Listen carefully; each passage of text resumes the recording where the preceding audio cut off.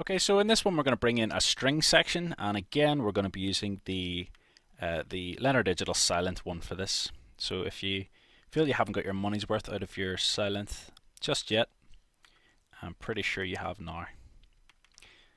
So we're going to stick the name on this of Strings. We're going to bring the volume of that whole track back. It's just going to be a sort of bed for the sound to sit, and we're going to use the Apple K, get our wee keyboard up. We can play our notes and listen to it. So menu, initialize the preset. We're going to just put 8 voices of Sawtooth, and we're going to detune them.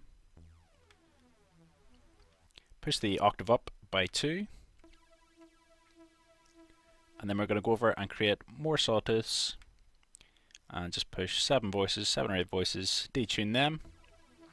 And then put them out of phase with the original ones, so we get a nice sort of, almost like a super saw. And push the octaves up by 2 again.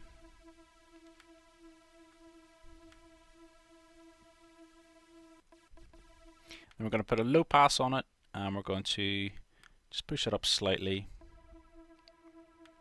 and bring the filter back, turn a bit of warm distortion on.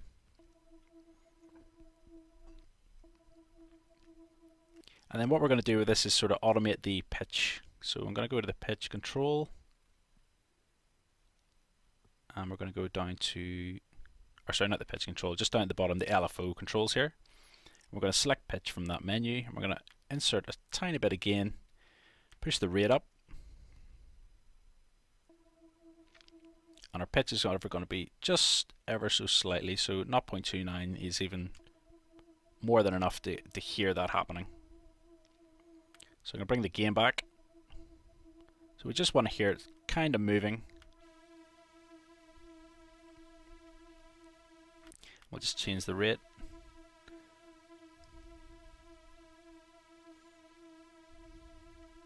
Okay, that sounds fine. So I'm just going to bring the filter back again.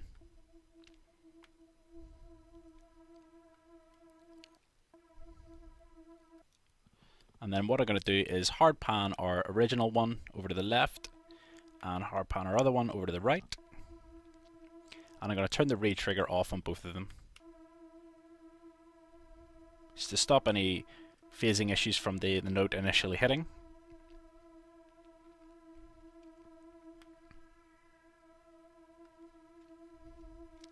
Okay, so if we come out of the silent now and go down to the insert section, I'm going to add the same control we had in the last one, so the stereo enhancer. Let's bring it onto this window and push it up to 200, add a bit of delay to it, a tiny bit of color even, and then we're going to send some of this to our reverb.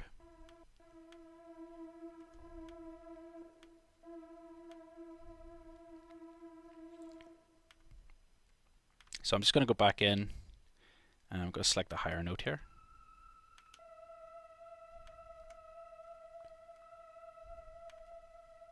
Okay, so I think even the pitch sort of oscillating at this level is a bit too much, so I'm going to turn the gain down again.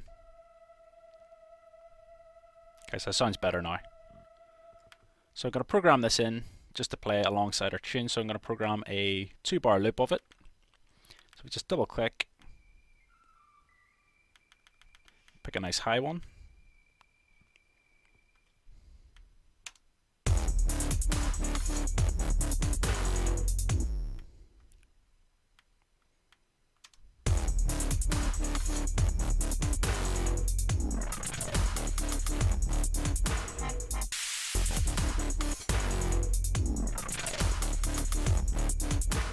So I'll just leave a gap there where the drums drop out, or where the bass line drops out rather, and we could almost duplicate this across.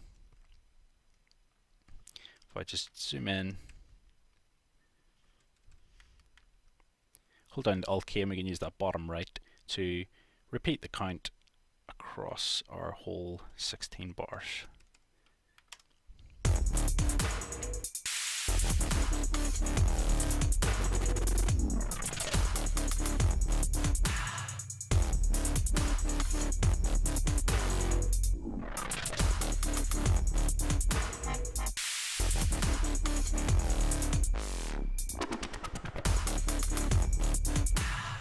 So there's obviously various areas where you can actually delete the string out. So for example here, we probably want to delete it out just at this bar here where our bass line changed.